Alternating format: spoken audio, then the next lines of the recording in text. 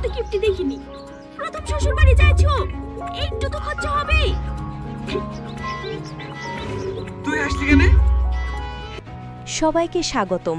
গত পর্বে আমরা দেখেছি মাহবুব কিভাবে এক ডাকাত পরিবারের জালে আটকে গিয়ে জান প্রাণ নিয়ে পালানোর চেষ্টা করছে, কিন্তু শেষ রক্ষা কি আদেও হবে? 500 টাকা পাঠানোর কি দরকার ছিল?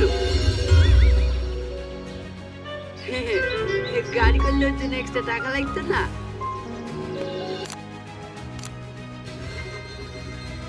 ভাবছেন তুমি কি করে হাসি হাসি ভিতরে আসছো? আসতে কোনো অসুবিধা হয়নি তো? না।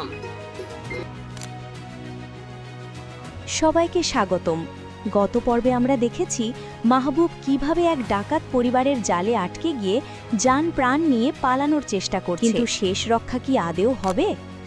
আপনারা যারা অধীর আগ্রহে অপেক্ষা করছেন পরের পর্বে কি ঘটতে যাচ্ছে, তাদের জন্য আজকের এই ভিডিও।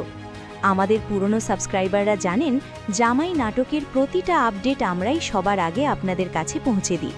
তাই যারা এখনও এই পরিবারের সদস্য হননি, এখনই সাবস্ক্রাইব বাটনটি চেপে দিন। কোথাও যাচ্ছ নাকি বাপ? না না, আমি আবার কোথায় যাব? ও চলো খেলি বা।